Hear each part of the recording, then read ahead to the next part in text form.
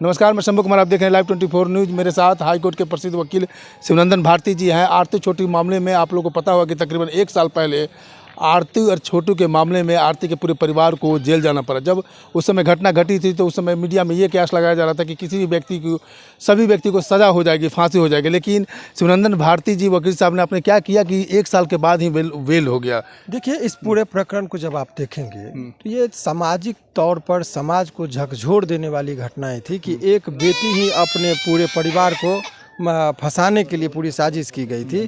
तो इस पूरे परिस्थिति को जब आप देखेंगे तो आपको पता चलेगा कि एक बेटी के द्वारा झूठी कहानी रची गई और अपने माँ बाप, भाई बहन, परिवार, बहनोई सभी को जो है सो फंसाने के लिए मनगढ़ंत कहानी बनाई गई थी। और अंत में जो है सो वो साबित नहीं कर पाई और वो उसका झूठ जो है सो झूठ होता है और अंत तक उसका झूठ का एक्सपोज हुआ।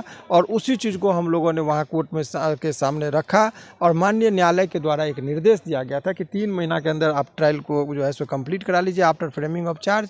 और यदि 3 महीने में नहीं होता है तो न्यायालय को डायरेक्शन दिया गया था, सब ऑर्डिनेट जो न्यायालय होता है, अधीनस्थ न्यायालय, कि आप उनको वहाँ पर छोड़ दीजिए। तो उन्हीं के निर्देशानुसार इन लोगों को जो है सो बेल, सभी लोगों को जितने भी इसमें अभियुक्त बनाए गए थे, चाहे वो पिताजी हो, भाई हो, बहनोई हो, भाभी हो, भाभी का भाई हो, सभी लोगों को A to Z जितने भी लोगों को इसमें अभियुक्त बनाया गया था सभी लोगों को बेल हो गया। लेकिन आरती जो है, आरती जो सबसे बड़ा आरोप जो लगा रही थी, जो एक बहनोई है पवन यादव को कह रही थी कि मास्टरमाइंड है, वो बाहर आ चुके। लेकिन एक है अरुण यादव, उनके बारे में कहा था कि वो निर्दोष हैं।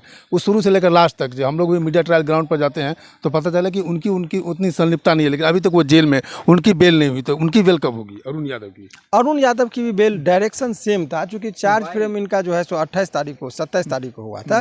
तो 27 के बाद इसी फार्मूला पर एक आदमी जो रह गया है इसी 27 को, तो उनका भी आवेदन जो दिया जाएगा, चूंकि डायरेक्शन सेम था तो वो भी छूट जाएंगे। तो ये कह देना कि उनकी बेल नहीं हुई है, ये गलत बात है।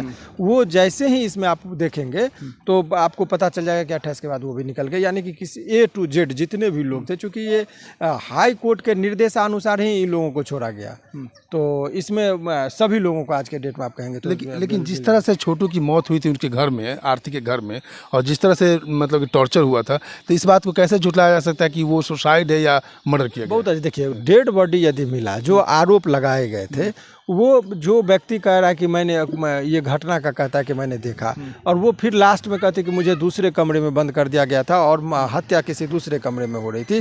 तो जब जिस रूम की बात, जब किसी व्यक्ति को रूम में बंद कर दिया गया और दूसरे रूम में बंद करके कोई वारदात को अंजाम, तो वो देख ही नहीं तो कौन मारा, कैसे मारा, ये तो बेबुनियाद बात है।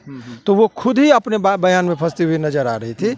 और इसी चीज़ को, इसमें कोई आई विटनेस नहीं है, किसी ने घटना को नहीं देखा, मारते हुए किसी ने नहीं देखा। और बाद में वो मनगढ़ंत तरीके से बोल रही थी, चाहे और कुछ लोग बोल भी रहे थे, जैसे उसके मृतक के पिताजी हैं या आरती है। तो ये इस चीज़ को, ये कमज़ोर पक्ष था उसके तरफ से, इसी चीज़ को हम लोगों ने न्यायालय में रखा। तो न्यायालय उस बात पे कन्विंस होते उन्होंने कहा कि ठीक है, आप चार्ज फ्रेम करा लीजिए और 3 महीने में यदि ट्रायल कंप्लीट नहीं होती तो वहीं से सभी लोगों को छोड़ दिया जाएगा। तो हम लोगों ने भी इस बात पर सहमति जता दी थी और अंत में यही हुआ, न्यायालय के निर्देशानुसार सभी लोग। आपके कथन अनुसार तो सभी जो जितने भी मतलब विक्टिम है, जो भी दोषी हैं, वो निर्दोष साबित हो जाएंगे? निर्दोष हैं ही, साबित होंगे, इस बात को नहीं। उसको मारा नहीं गया था, वो हद कर खुद वो सुसाइड कर लिया था और पूरे परिवार को परेशान कर दिया था। आप किसी के घर में यदि 12 बजे रात में कोई लड़का जाएगा तो एक क्या उस वो और पकड़ा जाएगा, तो वो मानव होने के नाते लोक लज्जा तो उसको होगी।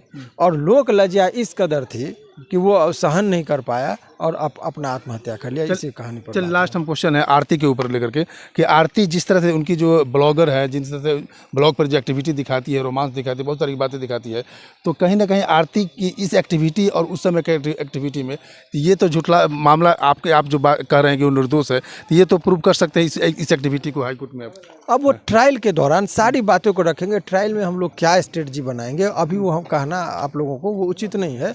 लेकिन इतना भी बात आप समझ लीजिए कि अभी जो परिस्थिति है उसमें बेल मिल गया, ये काफ़ी माने सुकून देने वाली खबर है समाज के उन माता पिता को जो लोग काफ़ी डरे हुए थे। उनको लग रहा था कि अब खुलेआम कोई लड़का घर में घुसेगा और उसकी बच्ची उसको डराएगी और ब्लैकमेल करेगी। तो ऐसे लोगों के लिए राहत बड़ी खबर है। और वो जो है सो लास्ट क्वेश्चन, आरती को सज़ा हो सकती है क्या? इस पर अभी कोई टीका टिप्पणी नहीं, बच गए हैं, यही चीज़ काफ़ी है। काफ़ी है। तो ये थे शिवनंदन भारती जी, हाईकोर्ट के प्रसिद्ध वकील थे। इनका कहना है कि जो ये लोग निर्दोष हैं और बहुत जल्द इनको निर्दोष साबित किया जा सकता है। मैं शंभू कुमार, कैमरा जर्नलिस्ट राजेश के साथ। लाइव न्यूज, खबर तो पक्की है।